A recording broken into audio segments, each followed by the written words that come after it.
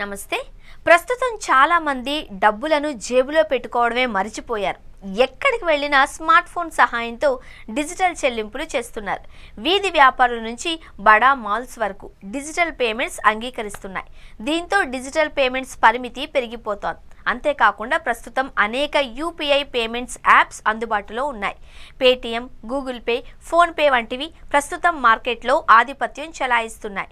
ఇండియాలో అత్యంత పాపులర్ అయిన UPI payments platform Google pay తాజాగా కొన్ని కీలక మార్పులను ప్రకటించింది. ఇకపై విద్యుత్, గ్యాస్, ఫోన్ రీఛార్జ్లను గూగుల్ పే ద్వారా చెల్లించేటప్పుడు వినియోగదారులకు కన్వీనియన్స్ ఫీజు ఛార్జ్ వసూలు చేయనున్నట్లు తెలిపింది. అయితే వ్యక్తిగత యూపీఐ ట్రాన్సాక్షన్లు, రీటైల్ అవుట్లెట్స్ వద్ద యూపీఐ ద్వారా జరుగుతున్న చెల్లింపులు ఉచితంగా ఉంటాయని గూగుల్ పే స్పష్టం చేసింది.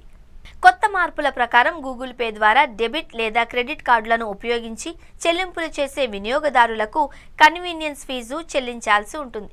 ఈ ఫీజు సాధారణంగా చెల్లింపుల మొత్తం నుండి 1% వరకు ఉండవచ్చు.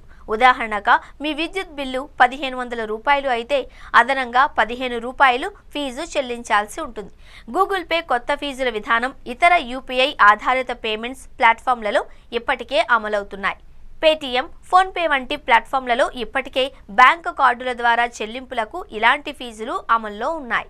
గూగుల్ పే తదుపరి కొన్ని నెలల్లో యూపీఐ సర్కిల్ అనే కొత్త ఫీచర్ను ప్రవేశపెట్టనుంది. ఈ ఫీచర్ ద్వారా వినియోగదారులు పెద్దల కోసం యూపీఐ లావాదేవీలు సులభంగా చేయవచ్చు. పెద్దలు గూగుల్ పే అకౌంట్ లేకుండా కూడా ప్రధాన యూజర్ యూపీఐ అకౌంట్ను లింక్ చేసి చెల్లింపులను నిర్వహించవచ్చు.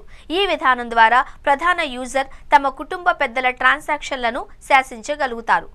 ఇండియాలో యూపీఐ పేమెంట్స్ ప్రాచుర్యం పెరుగుతున్న నేపథ్యంలో గూగుల్ పే వినియోగదారులకు మరింత సౌకర్యాన్ని కల్పించడానికి మరికొన్ని మార్పులు తీసుకురానుంది. యూపీఐ లైట్ బ్యాలెన్స్ను ఆటో రిప్లెనిష్ చేసే ఆప్షన్ను, అలాగే ట్రాన్సాక్షన్ లిమిట్ను 2000 నుండి 5000 వరకు పెంచే అవకాశం ఉంటుంది. ఈ మార్పులు వినియోగదారులకు మరింత సౌకర్యాన్ని కల్పించడానికి ఉంటాయి. వాట్సాప్ యూపీఐ ద్వారా కూడా బిల్లులు, చెల్లింపులు ప్రారంభమవుతాయని భావిస్తున్నారు. దీనివల్ల వినియోగదారులకు మరిన్ని ఆప్షన్లు లభిస్తాయి. అలాగే వాట్సాప్ ఫీచర్ వస్తే యూపీఐ ద్వారా బిల్లు చెల్లింపులు మరింత ప్రాచుర్యం పొందే అవకాశం ఉంది. గూగుల్ పే భారతదేశంలో యూపీఐ ఆధారిత డిజిటల్ చెల్లింపుల మార్కెట్లో కీలక పాత్ర పోషిస్తుంది. కన్వీనియన్స్ ఫీజు వసూలు చేసే నిర్ణయం కొంతమంది వినియోగదారులకు వ్యతిరేకంగా ఉండవచ్చు.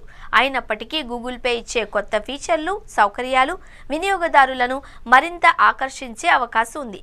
యూపీఐ లావాదేవీల ప్రాచుర్యం పెరుగుతూ మరిన్ని ఆప్షన్లు వినియోగదారులకు అందుబాటులో ఉండడం వల్ల డిజిటల్ పేమెంట్స్ మార్కెట్ మరింత అభివృద్ధి చెందుతుంది అని అంచనా వేస్తున్నారు.